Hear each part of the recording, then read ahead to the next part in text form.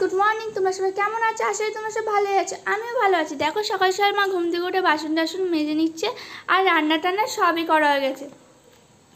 এখানে কিন্তু ঘর মোছা হয়ে গেছে মায়ের, আর এখানে কিন্তু ঘর পুজো হয়ে গেছে মায়ের, আর সব কাজ হয়ে গেছে। আর দাদা ভাই নিয়ে চলে এসেছে নাস্তা, চলো আমি করে নিচ্ছি নাস্তা। আর ওখানে কিন্তু মা বাসনটা মেজে চলে আসবে নাস্তা করতে।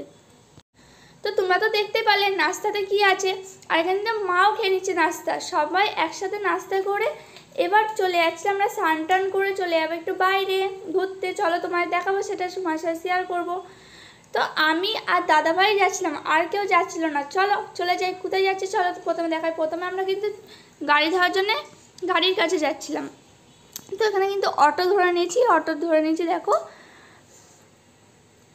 এখানে প্রচুর জ্যাম ছিল রাস্তাটায়, তাই অটোটা প্রচুর জ্যামের মধ্যে যাচ্ছিল আস্তে আস্তে।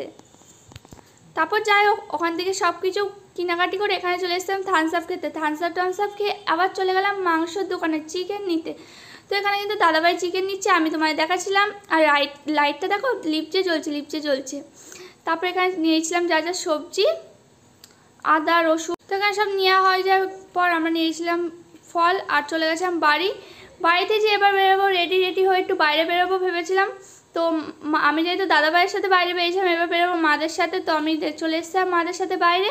আর বাইরে এসে গেছিলাম, আমি গেছিলাম সোনার উপর দোকানে। রূপোর চেনটা আমার ছিঁড়ে গেছিলো, সেটা আমি সারাতে গেছিলাম। তারপর একটু দেখে নিলাম লকেট যদি ভালো লাগতো তাহলে নিতাম, কিন্তু আমার কোনোটাই পছন্দ হলো না, তাই কিছুই নিইনি। চেনটা সারিয়ে ঘরে চলে আসলাম। চলো ফ্রেন্ড, ভিডিওটা এখানে শেষ করছি। কেমন লাগলো অবশ্যই বলবে। Bye bye.